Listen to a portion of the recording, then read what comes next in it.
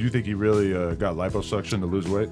On some G shit though, I really feel like y'all playing with me because I really been saying fuck this shit. We can't go to the next question. All right, we can move on. I just like, you had some funny bars in the whole thing that I just kind I ain't on that, of bro. wonder You if it was serious or trying to not. spark the shit back up. Nah, we So I ain't on that. Nah, we Moneybagg ain't too. talking about that. Yo, what's good, gang?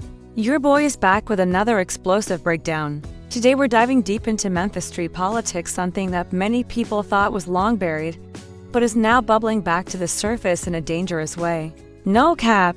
This time, it's all sparked by Pooh Shiesty, who may have just reignited an old and very serious beef between his day one homie Big 30 and Moneybagg Yo. On his new track FDO, Shiesty dropped a line that instantly had the whole city talking. When he said, "I heard street youths getting tummy tucks, told you these rappers lame," anyone familiar with Memphis politics knew exactly who that shot was aimed at. This wasn't just a random bar. It felt personal and, more importantly, it felt intentional. And when lines like this get dropped, things can turn deadly real fast. To really understand why this matters, we have to break down the full timeline. From how Big 30 first linked up with Moneybagg Yo, to how what once looked like real brotherhood slowly turned into pure hatred, and now how Pooh Shiesty may have just lit the fuse on a bomb that has been waiting to explode. This isn't just rap beef anymore. This is street tension disguised as music. Let's rewind to the beginning. Before the fame, Big 30 was just another young dude from South Memphis trying to survive the trenches. Born Rodney Wright, Big 30 came up around the KSBG clique on the south side. From early on, he stood out not in school, but in the streets. He was kicked out of multiple schools for disruptive behavior, and eventually ended up in alternative school. But none of that slowed him down. The streets were calling, and he answered early. Big 30 linked up with his childhood friend Pooh Shiesty, along with Lil Hank and other close homies. And together they formed what became known as Choppa Gang. These weren't just regular teenagers. They quickly built a reputation in South Memphis as a fear crew. Big 30's name itself came from his favorite weapon, and over time, he earned serious respect in the streets for who he was and how he moved. Now, here's where family ties come into play. Big 30 had a cousin named Big Noki, someone who already had motion in the streets and solid connections across Memphis. Noki became the bridge between Big 30 and Moneybagg Yo. At the time, Moneybagg was building his bread gang empire and was looking for real, authentic street talent, not industry plans, not fake gangsters, but people with genuine credibility. Through Big Noki, Moneybagg Yo was introduced to Big 30, and the connection was instant. Moneybagg saw something special in him. This wasn't just another rapper chasing a deal. This was someone with real-life experience who could actually translate that energy into music. Big 30 had the perfect mix of street credibility and raw rap talent. From Moneybagg's perspective, signing Big 30 made sense. Having Big 30 and others around him added serious weight in Memphis, especially while navigating complicated street politics. For Big 30, the deal meant access to a platform, resources, and a real shot at taking his career to the next level. At the time, it looked like a win-win situation, a partnership that could only go up. But as we now see, what once looked like a perfect match slowly turned into something much darker. And for a while, everything really was solid. When Big 30 first signed to Bread Gang through CMG, it was nothing but love. Moneybagg Yo didn't treat him like just another artist on the roster, he treated him like family. They were recording music together, performing side by side, and helping build something meaningful for Memphis hip-hop. Big 30 was working non-stop, dropping tracks that pulled in millions of views and steadily growing his own fan base, while proudly representing Bread Gang at the same time. His connection with Pooh Shiesty was paying off as well. Shiesty was building his own wave under Gucci Mane's label, and together, Choppa Gang was really starting to dominate. With both Big 30 and Pooh Shiesty making major industry moves, it felt like their crew was next up. During this period, Big 30 appeared on some of Moneybagg's biggest records, and Moneybagg continued supporting Big 30's solo career. Their chemistry in the studio felt genuine, and the music hit harder because the brotherhood behind it was real. But even during the good times, cracks were starting to show. Big 30 never fully left the streets behind. His loyalty was split between his rising music career and his street obligations, and that balance would eventually become a serious source of tension. It was only a matter of time before those two worlds collided. Everything changed on January 28, 2022, when Big Nusky was shot and killed in the Whitehaven neighborhood of Memphis. This wasn't just another random act of violence. Nusky's death was tied to deeper street politics that would eventually tear the Bread Gang family apart. According to Big 30, Nusky had been handling street business for Moneybagg Yo, taking care of situations Moneybagg couldn't handle directly. Big 30 later claimed that Moneybagg was dealing with pressure and extortion from certain individuals in Memphis. To protect himself, Moneybagg allegedly signed Big 30 and Nusky not only for their talent, but also for their presence and protection. The night Nusky was killed, he had just left one of Big 30's shows at a local high school, where he showed love and support to his cousin like family always does. Just a few hours later, Nusky was found dead shot multiple times in the same neighborhood where he grew up. The loss hit Big 30 hard, but what hurt even more was Moneybagg Yo's response. According to Big 30, Moneybagg posted broken heart emojis on social media to express his pain. But when it came time for the funeral, Moneybagg never showed up. To Big 30, that absence was a serious violation. In street culture, showing up to someone's funeral is one of the most basic signs of respect. If you call someone family, you're expected to be there when they're laid to rest. Moneybagg's failure to appear told Big 30 everything he needed to know about where his loyalty truly stood. After Nusky's death, the relationship between Big 30 and Moneybagg Yo began falling apart fast. Big 30 felt like he and his cousin had been used for protection, only to be abandoned when real loyalty was required. On top of that, the business side of their relationship was starting to break down as well, adding fuel to an already burning situation. Problematic. For music, and tell me if I'm wrong, it seemed like it was a personal reason why you took a break. I was going through something. I had to get my mind right. I had lost a close friend, really. Yeah. How much did that, like, I mean, obviously it weighed on you a lot. That's why you took the break from music. But was it just confusing for you? Like, you just couldn't believe it happened? Yeah, I couldn't figure it out. Big 30 eventually reached a point where he felt he wasn't getting the support he deserved from Bread Gang. As frustration grew, he began looking at other options for his career. According to Moneybagg Yo, this is when Big 30 started moving behind his back, allegedly trying to secure deals with other labels without going through the proper channels. From that moment on, the situation became messy, because both sides told very different versions of the same story.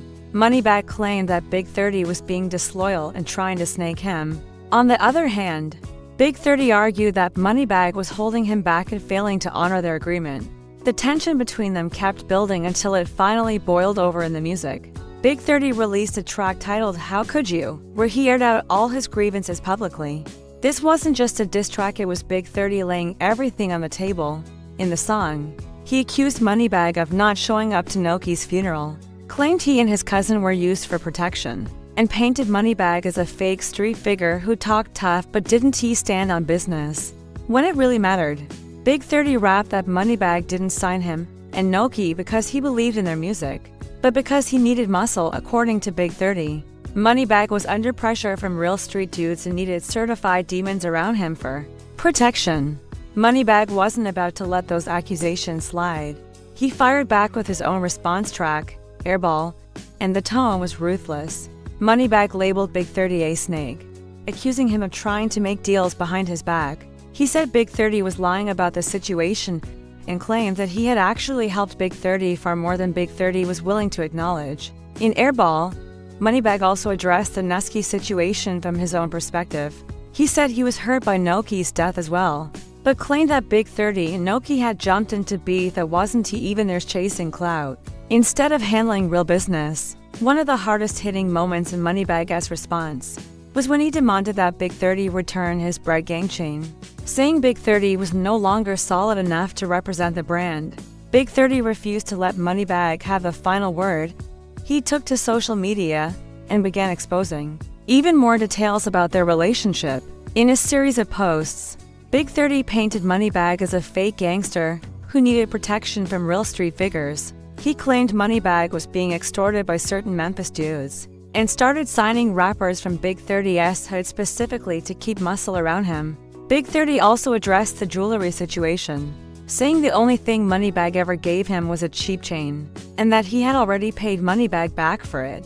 He doubled down on his claim that Moneybagg was never really about that life, and that his tough guy image was nothing more than an act for the cameras. Big 30 went on to claim that he had been getting money since he was 18 years old, and never needed Moneybagg Yo's financial help.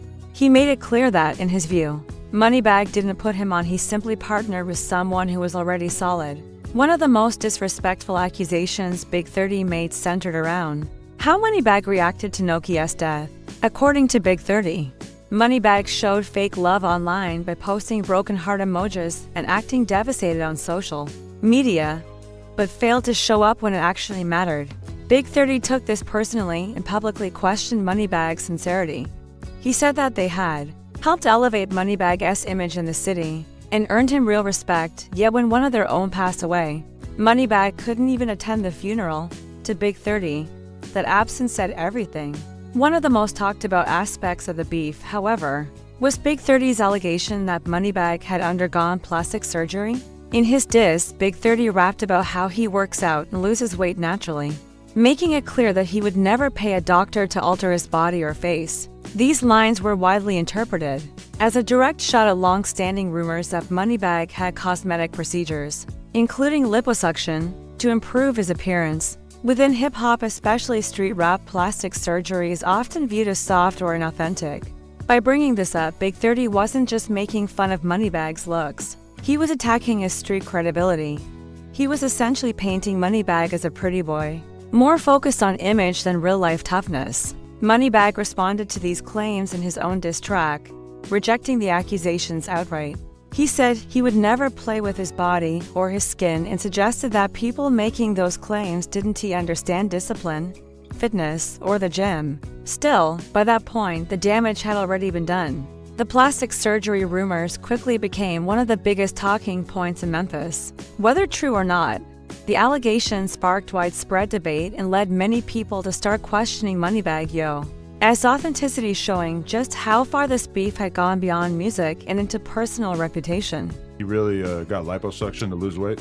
On some G shit though, I really feel like y'all playing with me because I really been said, fuck this shit. We can't go to the next question. All right, we can move on. I just like, you had some funny bars in the whole thing that I just kind I ain't on that, of bro. wonder You if it was serious or trying to not. shit back up. Nah. I ain't on that. Nah, we put money back We ain't too. talking about that. While all of this drama was unfolding between Big 30 and Moneybagg Yo, Pooh Shiesty was locked up in federal prison, fighting his own legal battles. Shiesty had been arrested in connection with a shooting and robbery case in Florida and was facing serious time, even from behind bars. However, his loyalty to Big 30 never wavered. Big 30 and Pooh Shiesty weren't just industry friends, they were childhood homies. And founding members of Choppa Gang, their bond ran deep.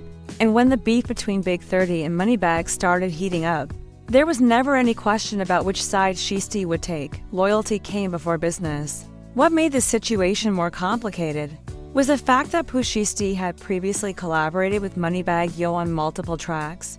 They had a working relationship and mutual respect in the studio, but when it came down to choosing between industry ties and day one loyalty, Shiesty chose Big 30 without hesitation. Even from prison, Shiesty stayed tapped in. He was getting updates on the situation and supporting Big 30 however he could. Although he couldn't physically be present, his name, reputation, and influence still carried weight throughout Memphis. Everyone knew that once Shiesty came home, he would stand behind Big 30 100%. After months of diss tracks and social media back and forth, it appeared that Big 30 and Moneybagg Yo had finally squashed their beef. Both sides stopped dropping diss records. The online drama cooled down, and many people assumed the situation had been handled behind the scenes. There were even rumors that respected OG figures in Memphis had stepped in to mediate and push both artists to focus on their careers instead of self-destructs for a while. The peace seemed real. Big 30 stayed focused on his music, and Moneybagg continued expanding his empire. The Memphis hip-hop scene appeared to be moving forward without the toxic energy of their conflict. But anyone who truly understood the situation knew that the peace was fragile. Too much had been said, too many lines had been crossed, and too much pain had been caused for things to simply return to normal. The beef wasn't active, but it wasn't dead either. When Pooh Shiesty was finally released from federal prison, the entire Memphis hip-hop scene was watching closely. everyone knew his return would shift the balance. Shiesty wasted no time getting back to work, and his first post-release track was FDO First Day Out. On the surface, the song was meant to celebrate his freedom and announce that he was back. But Shiesty had more to say. On FDO, he dropped a line that immediately caught attention. "I heard street dudes getting tummy tucks. Told you these rappers lame." For anyone familiar with the Big 30 and Moneybagg Yo beef, the meaning was clear. This was a direct shot at Moneybagg, referencing the plastic surgery allegations Big 30 had previously made. This wasn't a subtle subliminal. It was a loud, deliberate disrespect that reignited old tensions. With that one bar, Shiesty made it clear he hadn't forgotten the beef and that whatever peace Big 30 and Moneybagg may have reached didn't apply to him. Pooh Shiesty's diss on FDO mattered for several reasons, and it signaled that the situation was far from over. First, this situation makes it clear that Choppa Gang hasn't forgotten nor forgiven what happened during the beef. Even if Big 30 and Moneybagg Yo agreed to stop the public back and forth, the core issues were never truly resolved. The tension was only buried, not eliminated. Second, Pooh Shiesty's return completely changes the dynamic. While Big 30 is respected and talented in his own right, Shiesty operates on a different level. He has national recognition, a deal with Gucci Mane's 1017 label, and a reputation as one of the most dangerous voices in street rap. His involvement instantly raises the stakes and escalates everything. Third, the timing of this diss is critical. Shiesty could have come home, focused on rebuilding his career, stayed away from controversy, and simply made money. Instead, he chose to jump straight back into Memphis street politics.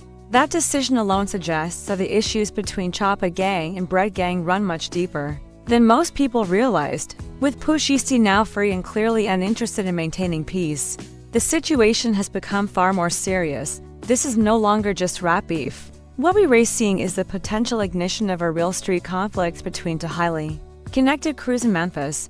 Moneybagg Yo's Bread Gang has deep roots across the city and significant resources, but Choppa Gang, led by Big 30 and Pooh Shiesty, has a reputation for being ruthless and uncompromising. These aren't artists pretending to be street figures for music. These are individuals with real street backgrounds who also happen to rap. To outsiders, the plastic surgery diss might seem minor or even petty, but in street culture, that level of public disrespect demands a response. Moneybagg Yo can't afford to let Shiesty come home and immediately disrespect him without consequences. His reputation and potentially his safety depends on how he handles this moment. What we're witnessing is the reignition of one of Memphis hip-hop's most dangerous rivalries. Pooh Shiesty didn't just bring it back, he poured gasoline on a fire everyone believed was already out. The FDO bar wasn't just a lyric, it was a message. The tragic part is that this entire conflict began over loyalty and respect, the same values hip-hop culture claims to stand on. Now, those very principles are driving a situation that threatens careers, freedom, and lives. With Pooh Shiesty back on the streets and unwilling to play peacekeeper, and Moneybagg Yo's name and standing on the line, this story is heading toward a breaking point. The streets are watching. And in Memphis, beef like this doesn't simply fade away, it gets resolved one way or another. Stay tuned, gang, because the story is far from over. And when the smoke finally clears, Memphis hip-hop may never look the same again.